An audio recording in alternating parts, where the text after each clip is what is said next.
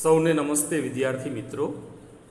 ધોરણ 10 સામાજિક વિજ્ઞાન પ્રકરણ 9 વન અને વન્યજીવ સંસાધન, જેમાં આજે આપણે વન્યજીવોના સંરક્ષણ માટે જે કરવામાં આવેલી વિભિન્ન યોજનાઓ વિશે એ ચર્ચા કરીશું. વન્યજીવ સંરક્ષણ એટલે એ વન્ય પ્રાણીઓનું સંવર્ધન, એની જાળવણી, એનું જતન. એના માટે ભારત સરકારે એ ઘણી બધી યોજનાઓ અમલમાં મૂકેલી છે. આ યોજનાઓ અંતર્ગત સંકટમાં આવી પડેલી પ્રજાતિઓ અને નજીકના ભવિષ્યમાં એ લુપ્ત થવાનો ભય હોય તેવી પ્રજાતિઓના સંરક્ષણ માટે ખાસ યોજનાઓ શરૂ કરવામાં આવી છે. એમાંની કેટલીક યોજનાઓની આપણે ચર્ચા કરીએ. સૌથી પહેલાં વાઘ પરિયોજના, વાઘના સંરક્ષણ માટે કરવામાં આવેલી પરિયોજના. અનિયંત્રિત ગેરકાયદેસર થતા શિકાર અને જંગલોના વિનાશના કારણે આજે ભારતનું રાષ્ટ્રીય પ્રાણી વાઘના અસ્તિત્વ સામે એ બહુ મોટો ખતરો ઊભો થયો છે, જોખમ ઊભું થયું છે. જેથી વાઘની પ્રજાતિને બચાવવાના ઉદ્દેશ્યથી એ ભારત સરકારે ઈસવીસન 1971માં વાઘ પરિયોજના, ટાઈગર પ્રોજેક્ટ શરૂ કરી.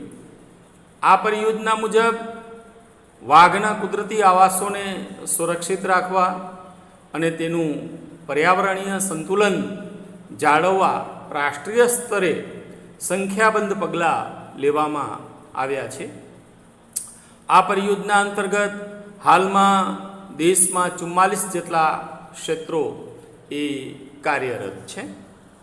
બીજી યોજનાની વાત કરીએ, હાથી પરિયોજના. હાથીઓના સંરક્ષણ માટે કરવામાં આવેલી પરિયોજના, જેને આપણે હાથી પરિયોજના તરીકે ઓળખીએ છીએ. હાથી તેમના કુદરતી રહેઠાણોના સંરક્ષણ આપવા માટે તેમના સ્થળાંતર માર્ગોનું સંરક્ષણ કરવાના હેતુથી ભારત સરકારે 1992માં આ હાથી પરિયોજના શરૂ કરી છે.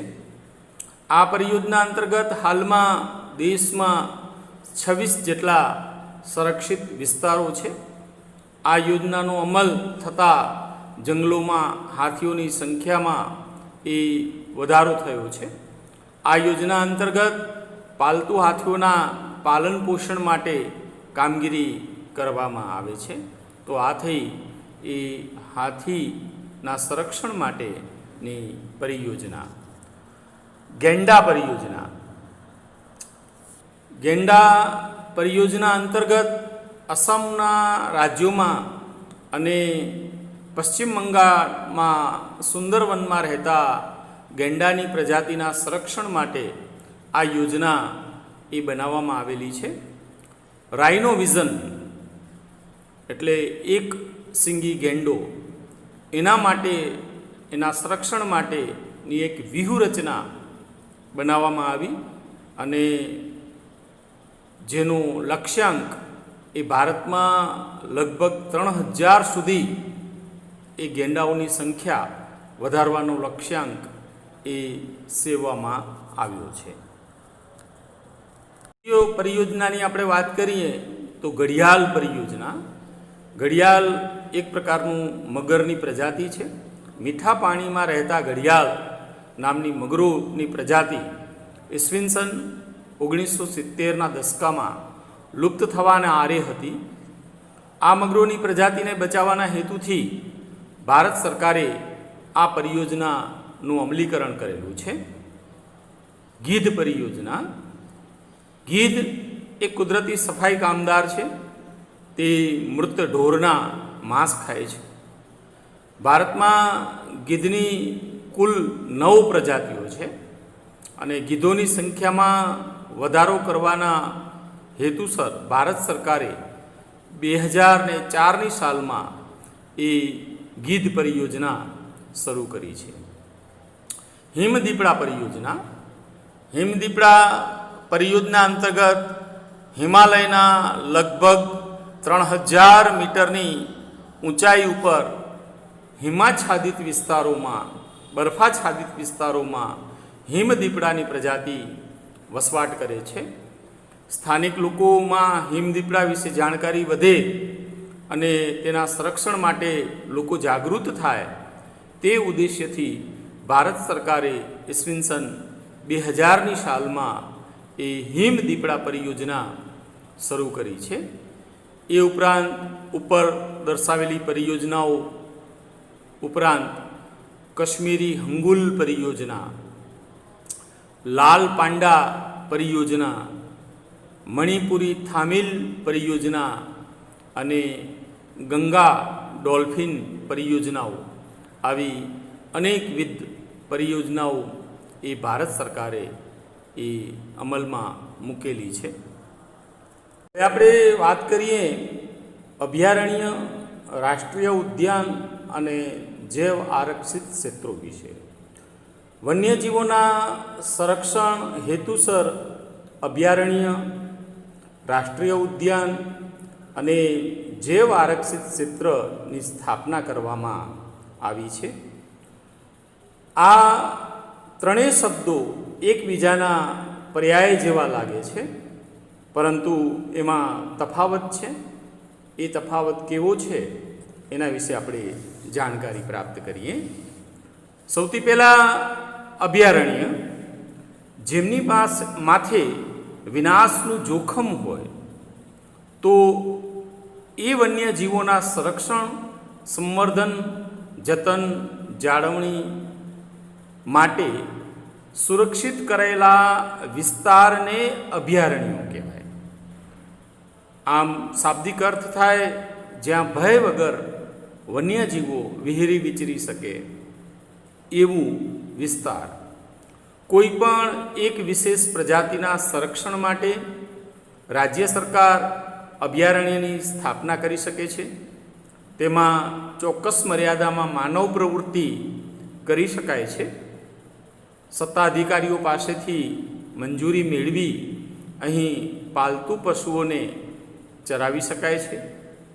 પેરિયાર, ચંદ્રપ્રભા, એતુર નાંગરમ આ બધા ભારતના જાણીતા અભયારણ્યો છે. હવે આપણે વાત કરીએ રાષ્ટ્રીય ઉદ્યાનની. રાષ્ટ્રીય ઉદ્યાન એટલે શું? કુદરતી વનસ્પતિ, વન્યજીવો, કુદરતી સૌંદર્યના સ્થળો તેમજ મહત્ત્વના રાષ્ટ્રીય સ્થળોની જાળવણી માટે સુરક્ષિત વિસ્તારો એટલે રાષ્ટ્રીય ઉદ્યાનો કહેવાય. તે અભયારણ્યની સરખામણીમાં વધારે સુરક્ષિત છે. તેમાં પાલતુ પશુઓને ચરાવવા પર બિલકુલ પ્રતિબંધ હોય છે. અહીં સહેલાણીઓને એટલે કે પ્રવાસીઓને હરવા ફરવા પર નિયંત્રણ હોય છે. તે કોઈ વિશેષ પ્રજાતિ પર કેન્દ્રિત હોતું નથી. તેની સ્થાપના રાજ્ય સરકાર અને કેન્દ્ર સરકારના સહયોગથી થાય છે. કાઝીરંગા, કોર્બેટ, વેળાવદર, દરિયાઈ રાષ્ટ્રીય ઉદ્યાન, ગીર, દચ્ચીગામ આ બધા જ એ મહત્ત્વના રાષ્ટ્રીય ઉદ્યાન. વાત કરીએ હવે જૈવ આરક્ષિત ક્ષેત્ર એટલે શું? જૈવ આરક્ષિત ક્ષેત્રની રચના આંતરરાષ્ટ્રીય માપદંડો મુજબ કરવામાં આવે છે. તેનો મુખ્ય ઉદ્દેશ્ય તે ક્ષેત્રની પ્રાકૃતિક અને સાંસ્કૃતિક વિવિધતાનું રક્ષણ કરવાનું છે. આ ઉપરાંત ત્યાં થતી વનસ્પતિઓ, જીવજંતુઓ, જમીન તેમજ ત્યાં વસતા માનવ સમુદાયની જીવનશૈલી પણ એનું જતન કરવામાં આવે છે, સંરક્ષણ કરવામાં આવે છે. અહીં જૈવ વિવિધતા વિશે સંશોધનો અને પ્રશિક્ષણ તાલીમ માટેની સુવિધાઓ પૂરી પાડવામાં આવે છે. જૈવ આરક્ષિત ક્ષેત્રની બહાર તમામ પ્રકારની માનવીય ગતિવિધિઓ ઉપર સંપૂર્ણપણે પ્રતિબંધ હોય છે. આ ક્ષેત્રનો વિસ્તાર 5000 ચોરસ કિલોમીટરથી પણ વધારે હોય છે.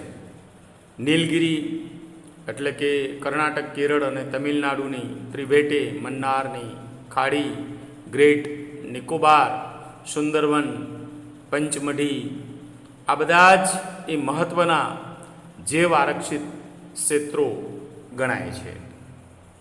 એ આ 3 વિશે એક અભયારણ્ય, 2 રાષ્ટ્રીય ઉદ્યાન અને 3 જૈવ આરક્ષિત ક્ષેત્રની ચર્ચા કરી. કહેવાય છે કે વિકાસની પ્રક્રિયા અનિવાર્ય છે, પણ સાથે સાથે આપણે સમગ્ર જીવસૃષ્ટિ પર પડનારા દુષ્પ્રભાવોની અસરોનું પણ આયોજન દરમિયાન ખ્યાલ રાખીએ કે ખ્યાલ રખાય એ અત્યંત જરૂરી છે. કોઈ એક પ્રજાતિ જ્યારે સંપૂર્ણ નષ્ટ થાય કે સંકટમાં આવે ત્યારે આહાર શૃંખલામાં પડતી ખલેલના પરિણામો એ ઘણા ખરા દૂરવર્તી હોય છે. સમગ્ર આહાર શૃંખલામાં દરેક જીવ જંતુની ચોક્કસ ભૂમિકા હોય છે. જો કોઈ જીવ નષ્ટ થાય તો આખા માળખામાં એ વિક્ષેપ અનુભવાય. આહાર શૃંખલામાંથી એકાદ જીવ દૂર થતાં લાંબા ગાળે તેના અનેક પરિણામો ના કારણે સમગ્ર નૈસર્ગિક તંત્ર તૂટી પડે છે.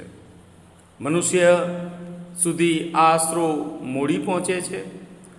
તેથી આપણે આજે વધારે સજાગ નથી. પર્યાવરણનું સંકટ એ એનો આપણે સામનો કરી રહ્યા છીએ અને તે દાયકાઓ પૂર્વે સેવેલી બેકાળજીનું પરિણામ છે. આવતીકાલે ને ઉજળી બનાવવા આયોજનબદ્ધ જો વિકાસ કરીશું તો વાંધો નહીં આવે. પર્યાવરણ સાથેનો મૈત્રીપૂર્ણ વ્યવહાર એ આજની તાતી જરૂરિયાત છે. પર્યાવરણ તરફ મૈત્રીપૂર્ણ વ્યવહાર દ્વારા વિકાસ, એને જ ટકાઉ વિકાસ કહેવાય, એને જ પોષણક્ષમ વિકાસ કહેવાય. તો પર્યાવરણનું જતન કરવું, વૃક્ષોનું જતન કરવું, વન્યજીવોનું જતન કરવું એ આપણી એક નૈતિક જવાબદારી છે. બોર્ડના પરીક્ષામાં અને સામાન્યતઃ પહેલી અને બીજી કસોટીમાં એ નકશાની 4 વિગતો પૂછાય છે, જેમાં આ પાઠમાંથી પણ અભયારણ્ય, રાષ્ટ્રીય ઉદ્યાન, પક્ષી અભયારણ્ય જેવી વિગતો એ આપને 1 માર્ક્સની અંદર પૂછી શકાય છે. તો એની આપણે ચર્ચા કરી લઈએ. સૌથી પહેલાં આપણે અભયારણ્યોની વાત કરીએ તો રાજાજી અભયારણ્ય જે ઉત્તરાખંડમાં આવેલું છે, સરિકા અભયારણ્ય જે રાજસ્થાનમાં આવેલું છે, રણથંભોર અભયારણ્ય જે પણ રાજસ્થાનમાં એ આવેલું છે, ચંદ્રપ્રભા જે ઉત્તર પ્રદેશમાં આવેલું અભયારણ્ય છે, માનસ જે અસમની અંદર આવેલું અભયારણ્ય છે, એ ઉપરાંત સુંદરવન જે પશ્ચિમ બંગાળમાં આવેલું અભયારણ્ય છે, એતુર નાંગરમ જે તેલંગાણામાં આવેલું અભયારણ્ય છે, ગિંડી જે તમિલનાડુની અંદર આવેલું અભયારણ્ય છે, અને મધુમલાઈ જે તમિલનાડુમાં આવેલું અભયારણ્ય છે. સાથે પેરિયાર એ કેરળમાં આવેલું અભયારણ્ય છે. તો આ થયા એ ભારતના અભયારણ્યોની વાત. હવે જો આપણે ભારતની વાત કરીએ તો ભારતમાં કુલ 531 જેટલા અભયારણ્યો છે અને આપણા ગુજરાતની અંદર એ 23 અભયારણ્ય છે. હવે આપણે વાત કરશું પક્ષી અભયારણ્યોની. પક્ષી અભયારણ્યોમાં કેવલાદેવ, ભરતપુર, રાજસ્થાન એ પક્ષીઓ માટેનું અભયારણ્ય છે. આપણા ગુજરાતમાં આવેલું નળ સરોવર જે પક્ષી અભયારણ્ય છે અને કર્ણાટકમાં આવેલું એ રંગાનાથીટુ એ પણ પક્ષી અભયારણ્ય છે અને વેદાંથાંગલ જે તમિલનાડુમાં આવેલું અભયારણ્ય છે. હવે આપણે રાષ્ટ્રીય ઉદ્યાનની વાત કરીએ. રાષ્ટ્રીય ઉદ્યાનમાં સૌથી પહેલાં દચી ગામ, જમ્મુ એન્ડ કાશ્મીર, એ પછી કોર્બેટ ઉત્તરાંચલમાં, એ પછી વેળાવદર એ આપણા ગુજરાતમાં, અને ગીર એ પણ ગુજરાતમાં જુનાગઢ. સંજય ગાંધી એ મહારાષ્ટ્રમાં આવેલું રાષ્ટ્રીય ઉદ્યાન છે. કાન્હા જે મધ્યપ્રદેશમાં આવેલું અભયારણ્ય છે. કાઝીરંગા જે અસમમાં આવેલું અભયારણ્ય છે અને સિમિલીપાલ એ ઓરિસ્સામાં આવેલું અભયારણ્ય છે. બાંદીપુર એ કર્ણાટકમાં આવેલું અભયારણ્ય છે.